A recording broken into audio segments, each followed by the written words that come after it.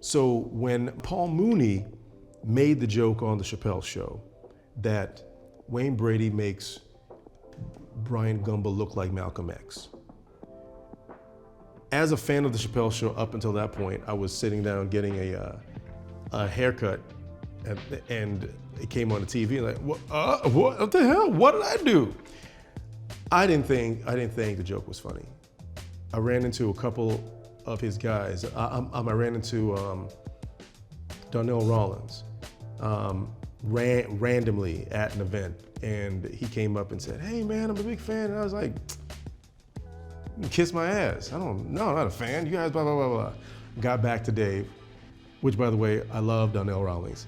Got back to Dave. Dave called me and said, "Oh man, Paul wrote that joke. I didn't think it was funny. Look, I'm doing this last big episode. Please come, let's write a sketch together." So Neil, Dave and myself, Neil is partner, we wrote the answer to that sketch. It was like, let's do Wayne Brady's taking over the sketch and they show he's mad, and we wrote the Training Day parody. For the record, that is one of the coolest things I've ever been a part of. And it's one of those things that you know that when you're doing it, you're like, this is gonna do something. I don't know what, but this is gonna do something. Now, that's the background to the sketch.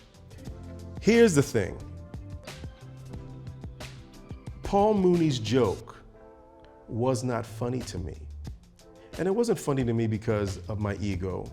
I'll tell, and this is what I've said to some people, and some people in the Black community have said to me, well, you were just too sensitive and da-da-da. I said, no. Here's why that joke wasn't funny. And this joke actually dovetails into a couple years later why I had a thing with Bill Maher, and I told Bill Maher that I would beat his ass in public if that's the kind of black man that he wanted to see, because it's the same type of correlation, the same type of weaponized correlation that is used among black people.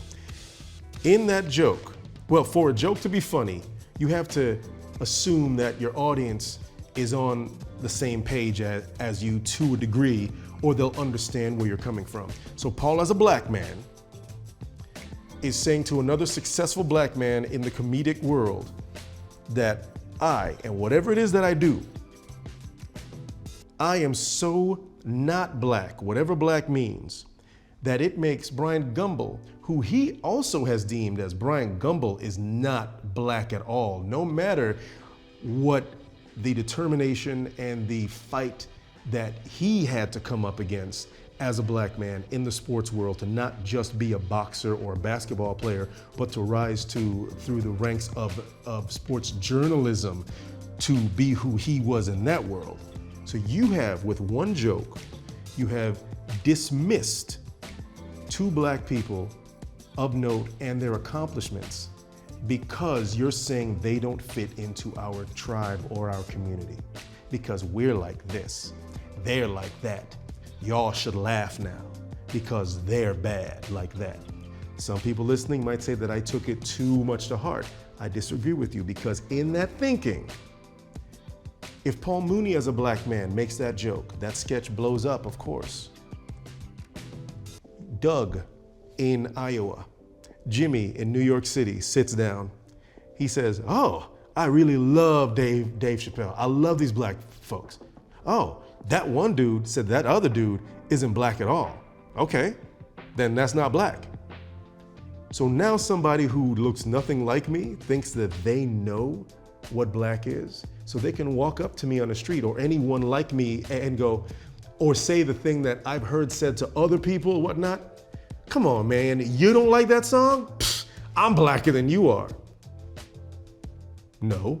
Can you get yanked out of a car because of the way that you looked by a police officer? No. So that whole sketch, I was railing against the sketch. And up until that point, I was doing my talk show. And like some people, they said, you know, I realized that the talk show wasn't even a good fit anymore because of some of the things that I was doing on the talk show with the guests and things, that I was being perceived a certain way, and perception is reality. So when my time with the talk show ended, it ended at a beautiful time that I knew that the Chappelle thing was coming up, and I was like, yes, let's rock this. Because it wasn't that I was trying to change anyone's perception. I wanted to blow the lid off that joke because I wanted to get to the heart of the joke. And I think after all these years and all the accolades about it, and yes, it changed some people's perceptions, but I will let you in on something. Whether it changed someone's perception of me, I could care less because I already knew. I already knew who I was.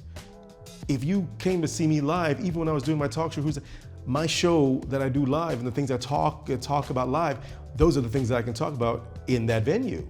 So I already knew me. So when a network person, a white network person comes up to me and says, you know what, I'd like to offer you this role now because I saw what you did on the Chappelle show. If you saw what I did as an actor on the Chappelle show, cool, because I acted the hell out of that and we wrote a great sketch. But if now I'm on your list as being black because of that thing, well, you can kiss my ass. And fans, a brother will come up and say, Wayne, man, I didn't like you before, but since that Chappelle thing, stop. Thank you for the compliment, brother, but it's not the compliment that you want, so we don't need to talk. Well, Wayne's a jerk because he didn't take my compliment. No, it's an insult. Your compliment is an insult, and that's just my way of taking it. I get where it comes from.